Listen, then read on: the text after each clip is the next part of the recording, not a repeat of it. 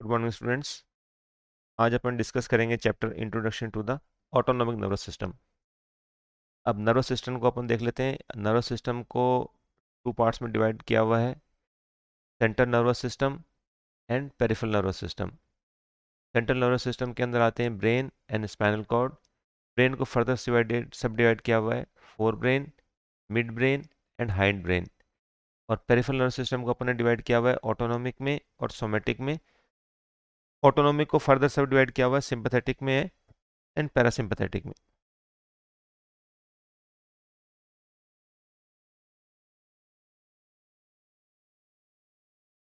देखिए, peripheral nervous system को अपन ने सब डिवाइड करा हुआ है सोमेटिक में एंड ऑटोनॉमिक में।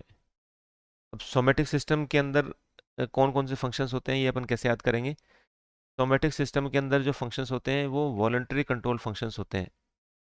सोमेटिक सिस्टम के अंदर वॉलंटरी कंट्रोल फंक्शंस होते हैं। तो वो somatic system voluntary control functions.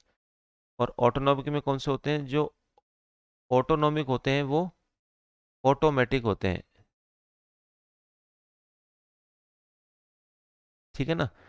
सो वो सोमेटिक वॉलंटरी, ऑटोनॉमिक ऑटोमेटिक। अब ऑटोनॉमिक के अंदर अपन ने दो डिविजन्स कर रखे हैं, afferent neurons and efferent neurons. अब एफरेंट न्यूरॉन्स कौन से होते हैं, इफरेंट कौन से होते हैं? एफरेंट वो होते हैं जो सिग्नल्स को लेके आते हैं। एफरेंट के अंदर A for afferent and A for आ। किसी को बुलाओगे तो कहोगे ना आजा, आ। एफरेंट के अंदर ए, इफरेंट के अंदर एग्जिट, जो कि एग्जिट होते हैं, चले जाओ यहाँ से। तो जो जाने वाले सिग्नल्स हैं वो सीएनएस से पेरिफेरी की तरफ वो होते हैं एफरेंट डिविजन्स में, और जो आने वाले होते हैं वो एफरेंट होते हैं, वो ब्रेन पेरिफेरी से ब्रेन की तरफ आते हैं, वो होते हैं ए ए। इसमें इंपॉर्टेंट बात ये है कि इसमें फाइबर्स भी होते हैं, नर्व फाइबर्स, एक्सोन फाइबर्स। वो कौन से होते हैं? वो type A category, type A ही होते हैं एफरेंट के अंदर, ये अपन आगे देखेंगे। अब इफरेंट जो डिविजन्स होते हैं, जो एग्जिट वाले होते हैं, उनको फर्दर सब डिवाइड किया हुआ है सिंपैथेटिक एंड पैरासिम्पैथेटिक में। तो अभी अपन ये देख लीजिए, central nervous system and peripheral nervous system. Peripheral nervous system के अंदर efferent division and afferent division. Afferent से जो सिग्नल्स लेके आते हैं, इसमें जनरल जो होते हैं, जनरल सोमेटिक सेंसरी होते हैं, या फिर विसरल सेंसरी होते हैं। और इफरेंट डिविजन्स के अंदर सोमेटिक होते हैं एंड ऑटोनॉमिक होते हैं। सोमेटिक वो होते हैं जो वॉलंटरी कंट्रोल होते हैं, सो वो। ऑटोनॉमिक जो ऑटोमेटिक होते हैं, जैसे कि smooth muscles, cardiac muscles and glands, जिसको फर्दर से डिवाइड किया हुआ है सिंपैथेटिक एंड पैरासिम्पैथेटिक में।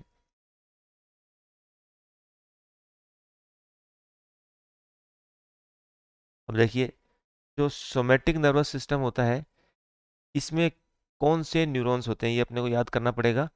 सोमेटिक नर्वस सिस्टम के अंदर सिंगल माइलिनेटेड मोटर न्यूरॉन्स होते हैं that originate in the CNS and travels directly to the skeletal muscle without any ganglias। तो सोमेटिक नर्वस सिस्टम के अंदर नो गैंग्लिया। समझे आप लोग? इसमें सिंगल मोटर न्यूरॉन होता है जो कि माइलिनेटेड होता है, जो सीएनएस से ओरिजिनेट होता है और डायरेक्टली स्केलेटल मसल पे जाके जुड़ता है without any mediation of ganglia. It's voluntary control, under the voluntary control function, ये आपको मैं बता ही चुका हूँ। दूसरा होता है autonomic nervous system. Autonomic nervous system के अंदर अपन ने डिस्कस कर लिया है, दो डिविजन्स होते हैं, एफरेंट डिवीजन होता है, इफरेंट डिवीजन होता है। एफरेंट का काम होता है सिग्नल्स को लेके आना, ए ए आ, मैंने आपको कहा था ना, आ ए। और यही इसके अंदर फाइबर्स होते हैं। फाइबर्स के टाइप होते हैं ए बी सी। तो ए फाइबर जो टाइप होते हैं वो एफरेंट न्यूरॉन्स में होते हैं। इसका एग्जांपल है carotid sinus and aortic sinus mediated reflex.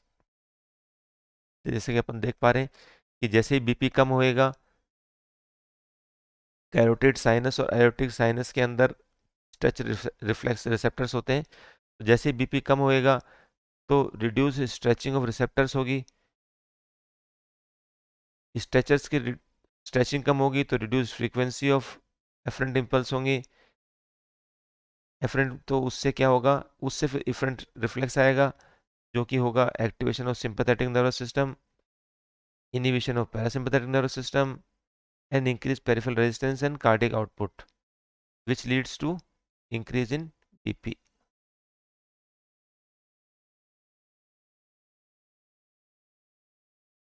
Efferent का अपन ने देख लिया। अब इफरेंट डिविजन्स, इफरेंट न्यूरॉन्स कौन से होते हैं जो सिग्नल्स को सीएनएस से पेरिफेरी की तरफ लेके जाते हैं। अभी बताया आपको, इफरेंट न्यूरॉन्स वो होते हैं जो एग्जिट करते हैं सीएनएस से पेरिफेरी की तरफ, carry signals from the CNS to the effector organs. ये दो नर्व सेल्स के अंदर डिवाइडेड होते हैं जो कि कनेक्टेड होते हैं through a ganglia. The first nerve cell is called pre ganglionic neuron and second is called post ganglionic neuron. अब इसके अंदर कैसे पता चलेगा प्री गैंग्लियोनिक कौन सा है, पोस्ट गैंग्लियोनिक कौन सा है? तो जिसकी नर्व सेल बॉडी सीएनएस में होगी वो प्री गैंग्लियोनिक है, जिसकी गैंग्लियन में होगी वो पोस्ट गैंग्लियोनिक में है। इससे अपन डायग्राम से देख लेते हैं। ये सीएनएस है, ये पेरिफेरल नर्वस सिस्टम है। प्री गैंग्लियोनिक न्यूरॉन की जो सेल बॉडी है वो सेंट्रल नर्वस सिस्टम में है, और पोस्ट गैंग्लियोनिक की जो नर्व सेल बॉडी है वो गैंग्लियन में है। इससे मालूम चल जाएगा अपने को प्री गैंग्लियोनिक और पोस्ट गैंग्लियोनिक में डिफरेंस क्या है। ये ऑटोनोमिक गैंग्लियन है। अब दो तीन पॉइंट्स यहाँ पे याद करने के लिए हैं। Ganglia functions as a relay station between pre and post ganglionic neurons. ये याद रखना हमेशा अपने को जरूरी है कि pre ganglionic fibres are myelinated, post ganglionic fibres are unmyelinated.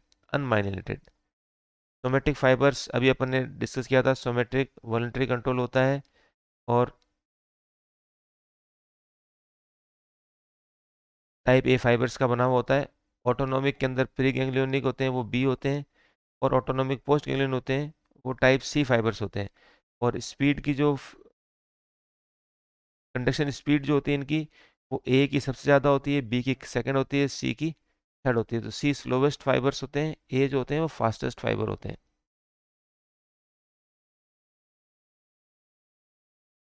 Different system को अपन ने फर्दर सब डिवाइड कर रखा है सिंपैथेटिक एंड पैरासिम्पैथेटिक में। अब सिंपैथेटिक कौन सा होता है और पैरासिम्पैथेटिक कौन सा होता है ये भी अपन देख लेते हैं। सिंपैथेटिक जो होता है वो थोरैको लंबार रीजन के अंदर जो नर्व्स न्यूरॉन्स ओरिजिनेट करते हैं वो सिंपैथेटिक होते हैं। तो sympathetic outflow is thoracolumbar, sympathetic is S T. T Q A B C D में आप देखेंगे एस के बाद क्या आएगा, टी आएगा। तो सिंपैथेटिक इज थोरैको लंबार।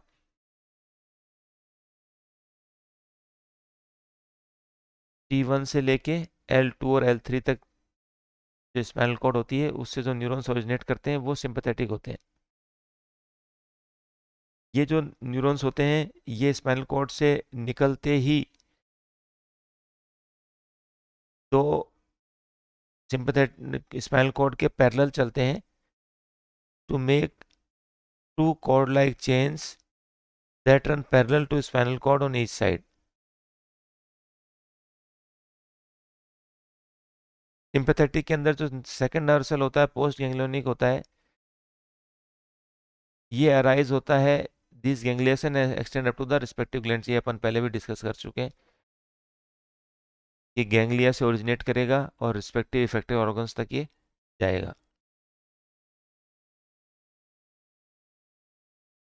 इसमें एक एक्सेप्शन भी होता है जिसको अपन adrenal medulla which receives pre ganglionic fibres from the sympathetic system but the ganglia is absent in the adrenal medulla neuron system. ठीक है ना, प्री गैंग्लियोनिक फाइबर्स आते हैं मगर directly to the adrenal medulla आते हैं, उसके अंदर कोई भी गैंग्लिया बीच में नहीं होता है। ये स्पाइनल कॉर्ड है, यहाँ से प्री गैंग्लियन सिंपैथेटिक न्यूरॉन आया सीधा एड्रेनल मेडुला में, बीच में गैंग्लिया एब्सेंट होता है इसके अंदर। इससे एपिनेफ्रिन निकलता है, एड्रिनल मेडुला से एपिनेफ्रिन न्यूरो हार्मोन निकलता है, जो कि डिफरेंट डिफरेंट इफेक्ट्स टिश्यू पे लेके आता है।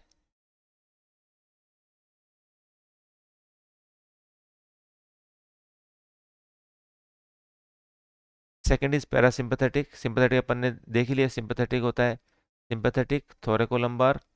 वहीं पैरासिम्पथेटिक होता है parasympathetic is P S is C S, T S C S.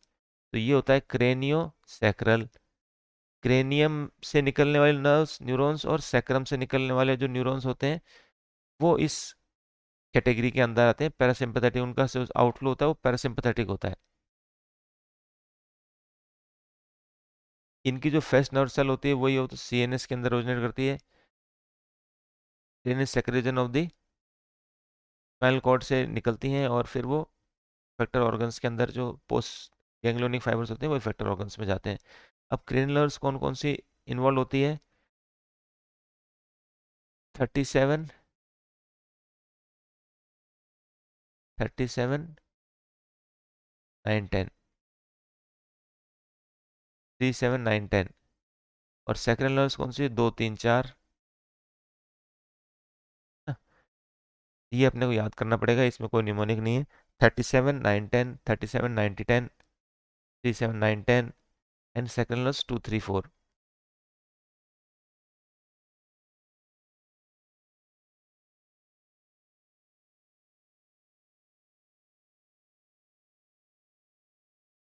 Upon somatic और ऑटोनोमिक के अंदर डिफरेंस देख सकते हैं। सोमेटिक और ऑटोनोमिक। सोमेटिक मैंने आपको बताया था वॉलंटरी कंट्रोल होता है, सो वो ऑटोनोमिक होता है वो ऑटोनोमेटिक होता है। सोमेटिक में मैंने आपको याद कराया था सिंगल माइलिनेटेड न्यूरॉन्स होते हैं जो कि डायरेक्ट सीएनएस से ओरिजिनेट करके इफेक्टर ऑर्गन्स तक जाते हैं। ऑटोनोमिक के अंदर अपन ने डिवाइड किया था, दो तरह के नर्व फाइबर्स होते हैं, pre ganglionic and post ganglionic. Pre ganglionic myelinated होते हैं, पोस्ट गैंग्लियोनिक नॉन माइलिनेटेड होते हैं। ट्रांसमीटर न्यूरोट्रांसमीटर दोनों में एसिटाइलकोलिन भी होता है। ऑटोनोमिक में अपन ने देखा है कि नॉरएड्रेनालिन भी होता है। सोमेटिक के अंदर वॉलंटरी कंट्रोल फंक्शंस होते हैं, ऑटोनोमिक के अंदर ऑटोमेटिक फंक्शंस होते हैं। तो वॉलंटरी कंट्रोल चीज़ें क्या होती हैं? स्केलेटल मसल्स होती हैं। तो इसलिए इन्वर्टेड ऑर्गन्स कौन से होते हैं? स्केलेटल मसल्स होती हैं। इसमें जो होती हैं वो ऑटोमेटिक जो फंक्शंस करते हैं वो चीज़ें होती हैं जैसे कि smooth and cardiac muscle, endocrine glands, etc. तो इसके फंक्शन क्या होते हैं? इसका फंक्शन होता है, स्केलेटल मसल्स का क्या फंक्शन होता है? Posture and movement. इनका फंक्शंस क्या होता है? इनका विसरल फंक्शंस होता है। और effect on target tissues, it is only excitatory, क्योंकि जो मसल है वो हमेशा एक्साइट ही होएगी, वो रिलैक्स तो कभी हो ही नहीं सकती। अपने रिलैक्स तो ऑटोमेटिक होती है। तो इसके अंदर एक्साइटेटरी और इनिबिटरी दोनों फंक्शंस होते हैं। इसमें एक्साइटेटरी ओनली होती है, जब भी स्टिमुलस जाएगा तो मसल कॉन्ट्रैक्ट करेगी, तो एक्साइटेटरी इफेक्ट ही होता है। अब अपन यहाँ पे अपने को देखना है कि function of sympathetic system. Sympathetic system के फंक्शंस क्या क्या होते हैं, ये सबसे इम्पोर्टेंट चीज़ है। ये अपने को याद रख ली तो अपने को दोनों तीनों चैप्टर्स बहुत ही आराम से याद हो जाएंगे। कोलिनर्जिक, एंटी कोलिनर्जिक, सिंपैथेटिक, है ना। तो इसके अंदर अपने को एक चीज़ याद करनी है कि पहला तो ये है कि सिंपैथेटिक सिस्टम कब एक्टिवेट होता है और कौन कौन से ऑर्गन्स में सिंपैथेटिक नर्वस सिस्टम के इफेक्ट्स आते हैं। सिंपैथेटिक नर्वस सिस्टम हमेशा लड़ाई के माहौल में एक्टिवेट होता है। अपने को ये याद करना है कि लड़ाई के माहौल में एक्टिवेट होता है। तो sympathetic system acts in response to stress situation, जैसे कि स्ट्रेस, लड़ाई का माहौल तो मतलब टेंशन, जैसे कि डर, एक्सरसाइज, ट्रॉमा, कोल्ड या हाइपोग्लाइसीमिया। ठीक है। अब इसके अंदर ऑर्गन्स इफेक्टेड कौन कौन से होते हैं ये अपने को हेड टू टो याद करने हैं। हेड टू टो याद कीजिए। सबसे पहले आंख आ गई, आई। फिर आंख के साथ में लैक्रिमल ग्लैंड। फिर मुंह की तरफ आ जाओ, सलेवरी ग्लैंड। फिर मुंह से नीचे आ जाओ, गर्दन पे ट्रैकिया। फिर ट्रैकिया से नीचे आ जाओ, फेफड़ों में ब्रोंक्यूल्स, फिर लंग्स के ब्रोंक्यूल्स के पास में क्या है, हार्ट है। फिर और नीचे आ जाओ, जीआईटी। फिर और नीचे आ जाओ, यूरेटर एंड ब्लैडर। फिर और नीचे आ जाओ, मेल एंड फीमेल जेनिटेलिया। फिर और नीचे आ जाओ, ब्लड वेसल्स। तो टोटल कितने हो गए? Eye, lacrimal gland, salivary gland, trachea, bronchioles, heart, GIT, ureter and bladder, male and female genitalia and blood vessels. Total 10 है, ये अपने को याद करने ही करने हैं। इनसे अपने सारे इफेक्ट्स, सारा चैप्टर बहुत ही आसानी तरीके से याद हो जाएगा। याद कीजिए, हेड टू टो 10 अपने को याद करने हैं। Head to toe, eye, lacrimal gland, salivary gland, trachea, trachea के नीचे ब्रोंक्यूल्स, ब्रोंक्यूल्स के बगल में हार्ट, हार्ट के नीचे जीआईटी, गैस्ट्रोइंटेस्टिनल ट्रैक्ट, उसके नीचे फिर यूरेटर एंड ब्लैडर, उसके नीचे फिर मेल एंड फीमेल जेनिटेलिया, और उसके नीचे ब्लड वेसल्स। अब सिंपैथेटिक का काम क्या है? अभी आपको बताया, सिंपैथेटिक का काम होता है स्ट्रेसफुल कंडीशंस में। स्ट्रेस कब होती है? जब भी या तो डर लगेगा, या लड़ाई होगी, या झगड़ा होगा, या आदमी युद्ध के लिए जाएगा।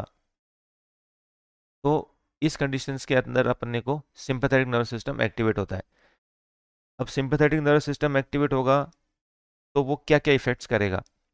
सबसे पहले वो एनर्जी स्टोर्स को मोबिलाइज करेगा, क्योंकि अब बॉडी को एनर्जी चाहिए, क्योंकि बॉडी लड़ाई, जो भी लड़ाई में जाएगा उसको एनर्जी चाहिए। तो सिंपैथेटिक नर्वस सिस्टम जो है वो एनर्जी स्टोर्स को मोबिलाइज करता है, पहला पॉइंट। दूसरा पॉइंट, ब्लड भी आदमी को ज़्यादा चाहिएगा, तो it increases the blood flow to skeletal muscle by diverting flow from the skin and internal organs. ठीक है, स्केलेटल मसल्स का ब्लड फ्लो बढ़ाएगा। तीसरा, इंडिविजुअल ऑर्गन्स अभी अपन ने याद किए थे, आई 10 याद किए थे, head to toe, eye, lacrimal gland, मेरे साथ साथ बोलिए चाहे आप याद कर लेंगे।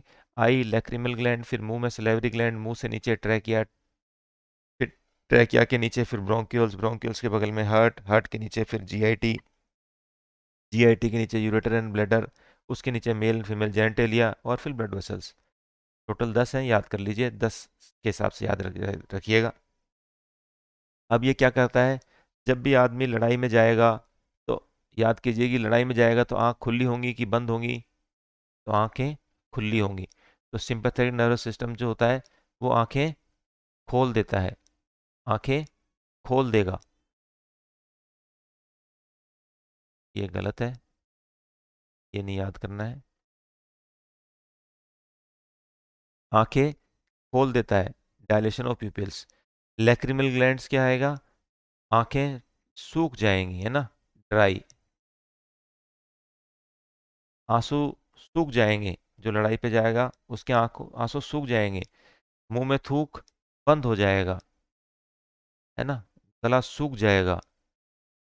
ट्रैकिया एंड ब्रोंक्यूल्स, सांसें तेज तेज चलेंगी, तो सांसें तेज चलेंगी तो ट्रैकिया एंड ब्रोंक्यूल्स डायलेट होंगे, जिससे कि आदमी को सांस तेज तेज आए।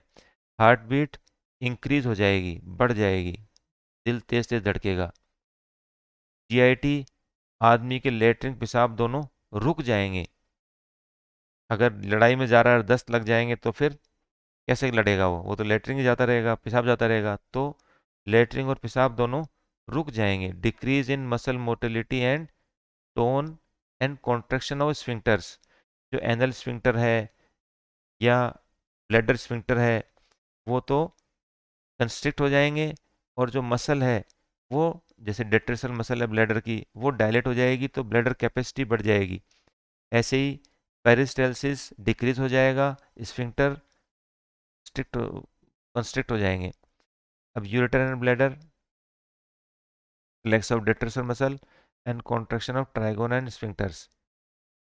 Genitalia, male and female genitalia stimulates ejaculation, ये अपने को याद करना पड़ेगा। ब्लड वेसल्स स्केलेटल की डायलेट होंगी, और सारी कंस्ट्रिक्ट होंगी। ठीक है, यहाँ तक अपन ने याद कर लिया। लड़ाई में जाएगा तो आंखें खुल जाएंगी, आंख के आंसू सूख जाएंगे, मुंह का पानी सूख जाएगा, नीचे ट्रैकिया डायलेट हो जाएगा, ब्रोंक्यूल्स डायलेट हो जाएंगे, हार्ट रेट इंक्रीज हो जाएगी, दस्त रुक जाएंगे, लेट लगेगी नहीं, पेशाब लगेगा नहीं, मेल एंड फीमेल, मेल के अंदर इजेकुलेशन स्टिमुलेट होगा, तनाव आएगा ना, तनाव आएगा तो इजेकुलेशन होगा, ब्लड वेसल्स स्केलेटल की डायलेट होंगी और ज़्यादा जो है पेरिफेरी की वो कंस्ट्रिक्ट होंगी।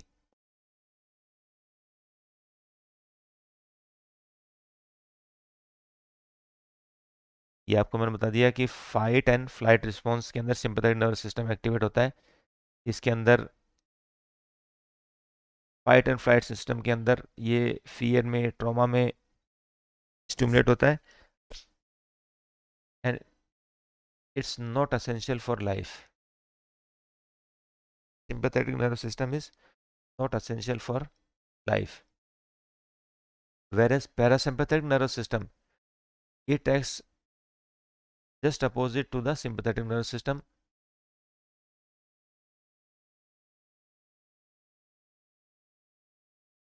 and it is essential for the life। मैंने कहीं लिख रखा था, मतलब जैसे अपन सोचेंगे कि भाई जीने के लिए क्या जरूरी है, सिंपैथेटिक या पैरासिम्पैथेटिक, तो जीने के लिए पैरासिम्पैथेटिक सिस्टम जरूरी है। It is essential, this system is essential for life because it maintains functions such as digestive process, excretion of waste and etc। अपन इस फ्लो चार्ट से देख लेते हैं। ये सिंपैथेटिक नर्वस सिस्टम है, eye dilation of pupil, glands inhibits salivation and inhibits secretion, heart rate increases, trachea and bronchioles dilate, stomach के अंदर inhibits digestion, liver का मैंने आपको कहा था कि stimulates glucose release, kidney stimulate epinephrine norepinephrine release, intestine inhibit peristalsis and secretion, bladder relaxes bladder.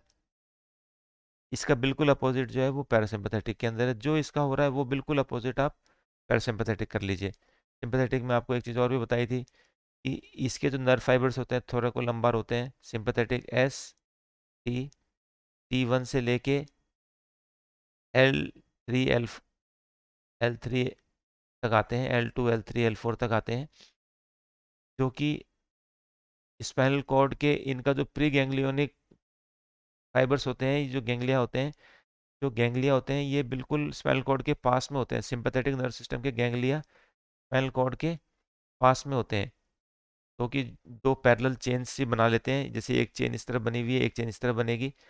इनके जो प्री गैंग्लियोनिक फाइबर्स होते हैं वो शॉर्ट होते हैं, पोस्ट गैंग्लियोनिक फाइबर्स जो होते हैं वो लॉन्ग होते हैं। ऐसे ही पैरासिम्पैथेटिक के अंदर जो गैंग्लिया होते हैं वो ऑर्गन्स के पास में होते हैं, न कि स्पाइनल कॉर्ड के पास में।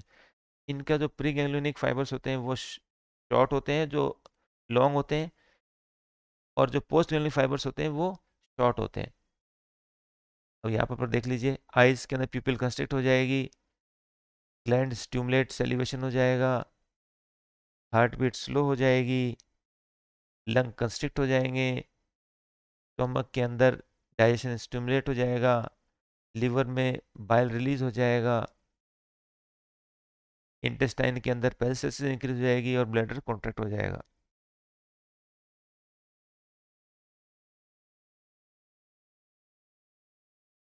अब सिंपैथेटिक और पैरासिम्पैथेटिक के अपन ने देख लिया कि कहाँ पर कौन कौन से ऑर्गन्स इफेक्ट होते हैं।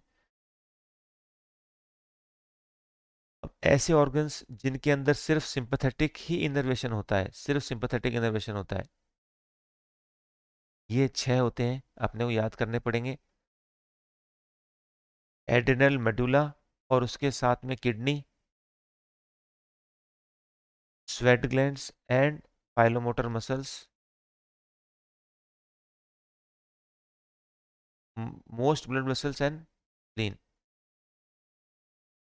तो किडनी के साथ में कर लीजिए, किडनी एंड मेडुला दोनों एक साथ में होते हैं, किडनी और उसके ऊपर एड्रिनल मेडुला। फिर स्वेट ग्लैंड्स और पाइलोमोटर मसल्स भी एक साथ होती हैं, स्वेट ग्लैंड्स पाइलोमोटर मसल, फिर most other blood vessels and spleen.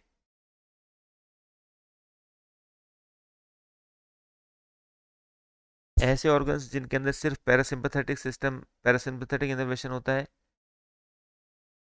चिलियरी muscle, gastric muscle and pancreatic glands.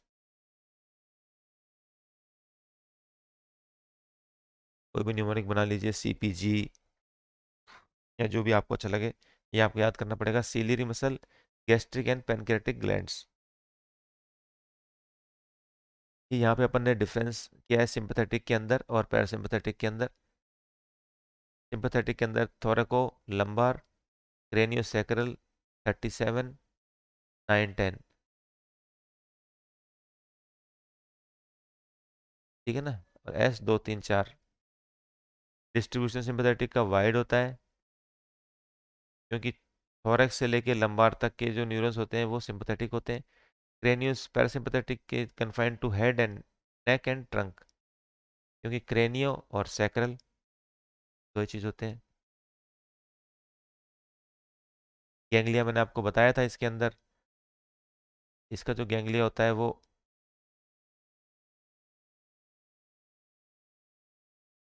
Sympathetic का और दूर होता है, और पैरासिम्पैथेटिक का पास होता है। पोस्ट गैंग्लियोनिक इसके लॉन्ग होंगे, इसके शॉर्ट होंगे। कॉलन कंट्रोल्स सिंपैथेटिक के दोनों के इनवॉलेंटरी होते हैं। एसिटाइल कोलिन दोनों का प्री गैंग्लियोनिक न्यूरॉन से निकलने वाला न्यूरोट्रांसमीटर होता है।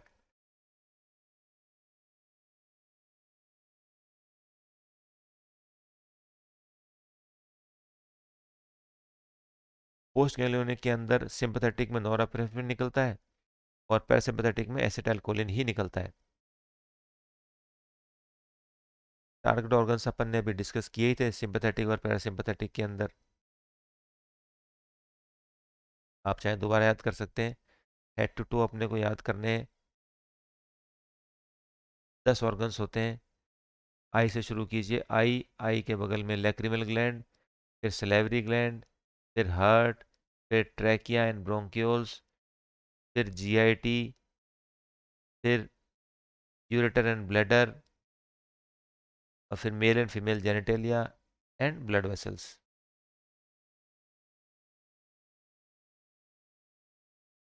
अब CNS का क्या रोल होता है पेरिफेरल नर्वस सिस्टम। एक चीज और बच गई, ड्यूअल इनर्वेशन किस किस में होते हैं। ड्यूअल अभी अपन ने डिस्कस किया, only sympathetic, only parasympathetic, and third is dual innervation. Only sympathetic तो 6 होते हैं, kidney, medulla, sweat glands and pilomotor, clean and most blood vessels.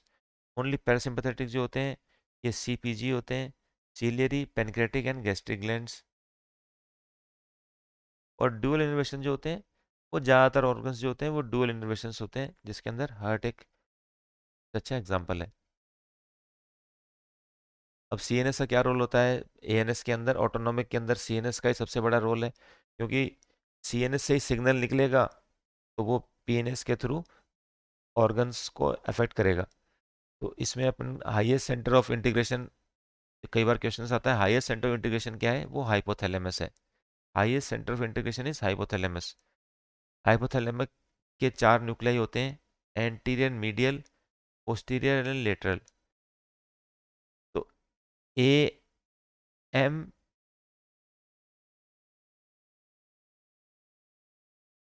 जैसे आगे जो कोलिनर्जिक आएगा उसके अंदर पाम आएगा, तो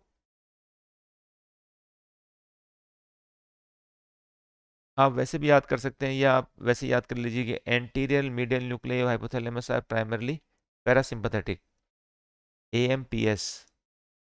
anterior medial nuclei are parasympathetic, AMPS।